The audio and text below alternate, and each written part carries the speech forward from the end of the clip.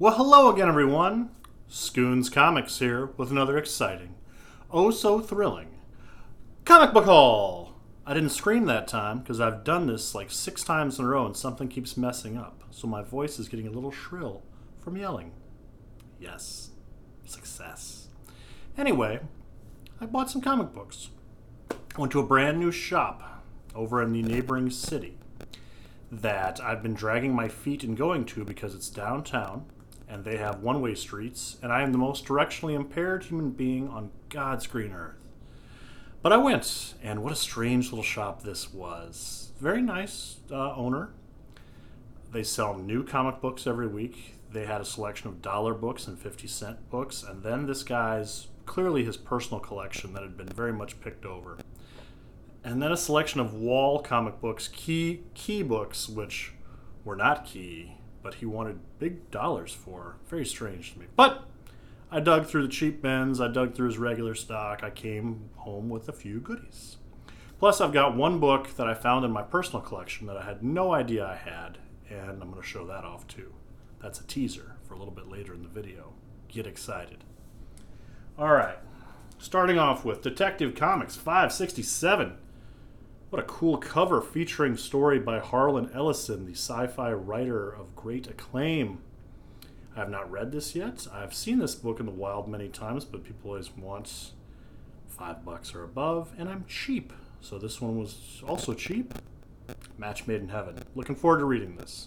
Very cool cover. Yay. Speaking of cool covers, I bought this completely for the cover. Marvel Tales 255 featuring Spider-Man and Ghost Rider and featuring a beautiful Sam Keith cover. This is a reprint of one of the early Marvel team-ups. I want to say Marvel team-up. I should have looked. 48? I'm not sure, but Ghost Rider, Spider-Man, fighting it out. Newsstand edition. Beautiful copy. Thrilled to have this in my collection, if nothing else for the cover alone. So pretty. I got some oddball stuff this week. I always get oddball stuff. I should just call this oddball comics, but I picked this up because it was super cheap, and if I remember correctly, if I remember my days of reading Wizard magazine, this was one of the Comic Watch sections where they'd highlight books that you should be on the lookout to buy. Well, 1,000 years later, I saw it and I bought it. This is Dragon's Claws number 5.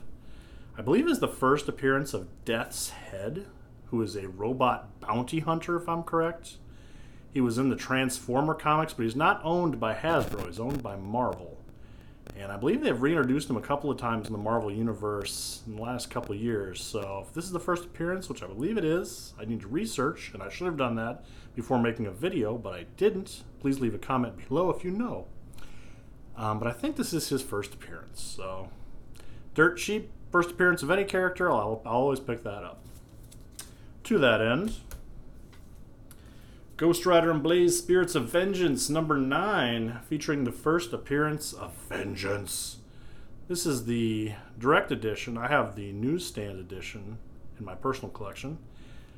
First appearance of Vengeance, not a character that I really enjoyed. This is very much, how could they give Ghost Rider his own version of Venom? A slightly bigger than him character. This is basically Venom, but not nearly as cool. Yeah. Lots of spikes, lots of skulls, purple pants. I don't know. The character never really caught fire, no pun intended, with Ghost Rider because his head's on fire. But, yeah, first appearance of Vengeance, dirt cheap. Again, any first appearance, I'll pick it up on the cheap. Sure, why not? Here's one that I'd actually looked for years and years ago when I was reading this series, and it was always more money than I wanted to pay, and now I found it dirt cheap. You wait enough decades, it ends up in the cheap bin. Dark Horse Presents number 54, which is the first appearance of John Byrne's Next Men. John Byrne, the acclaimed X-Men artist, writer, acclaimed Superman artist, writer, went out on his own. These are his own characters. I enjoyed this series. I read the reprints of this series, and I knew this was the first appearance. I always tried to find this on the cheap. No luck. But now, decade and a half later, probably, maybe 2 decades, here it is. Dirt cheap, picked it up. Very cool. Well, these are random books this week, people. From the good folks at Marvel Comics, The Awesome Slapstick #1. I have a couple copies of this as well. I picked it up dirt cheap as well. First appearance of a character called Slapstick. This is a guy, he's like a junior high schooler, I think, that for some reason goes in a fun house and he basically becomes a Looney Tunes character. He's able to like alter reality, much like Looney Tunes style, like suddenly creating a giant mallet or an anvil. He's always cracking wise. You know, in the hands of a funny writer, this character could be cool. I don't think that's happened yet. I know they've tried to bring him back in like Deadpool, make him kind of edgy, real crass humor, but I don't know. But it was, again, dirt cheap first appearance. I picked it up. I also was really excited to get this issue because I didn't have this. Awesome Slapstick issue 4, part 4 of the miniseries, featuring a Ghost Rider cover. This, again, in the 90s, Ghost Rider was super popular, had him appearing in a ton of different books. So I thumbed through this, and the Ghost Rider appearance is fantastic. Just because the joke with Ghost Rider is always that his head's on fire. His head, you see this character, you can't just have a normal conversation right away because his head's on fire. But that's usually not what happens in comics. It's always like, Daredevil runs into Ghost Rider, like, Ghost Rider, what are you doing here? Like, your head's on fire, man. What the heck?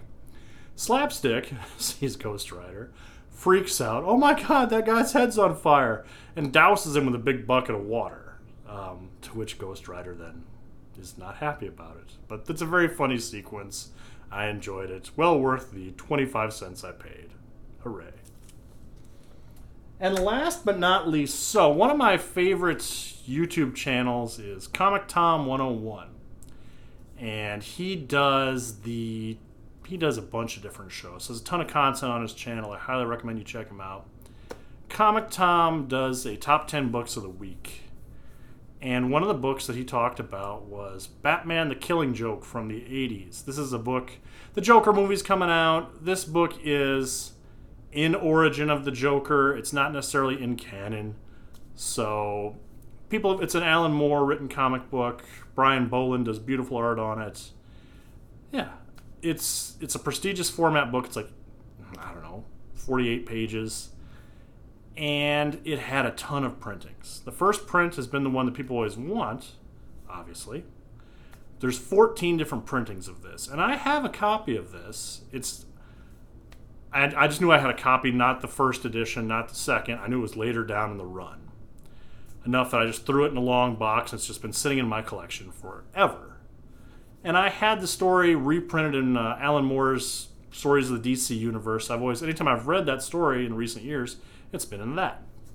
So I'm watching this video by Comic Tom, and they're talking about how this book is hot right now because this Joker movie is coming out. Plus, the 9th printing of this, which features red lettering on the cover, is super, super rare. The rarest of all the prints. You can't find it. And I'm thinking to myself, I swear mine has red lettering. Do I have this 9th print for some reason? And I go into my collection, and lo and behold, I have the 9th printing of Batman the Killing Joke. See, it's got nice crimson writing. I would open this up and show you on the inside where it says 9th printing, but this book's got these, I don't know, some kind of glossy cover where it shows fingerprints really well, so I'm trying not to mark this sucker up. Because there's like a copy going on eBay right now for pretty big bucks. And I'm waiting to see how that auction goes, and maybe I'll see about letting this sucker go because I literally have not dug it out of my collection in years. This is the first time it's seen the light of day. So that's cool. It's always fun to find key books or valuable comics in your own collection that you didn't really know you had. That's exciting. And speaking of exciting, that's another exciting episode of Scoons Comics this week, people. Thank you so much for showing up. Please like, subscribe, comment, and I'll see you guys next week.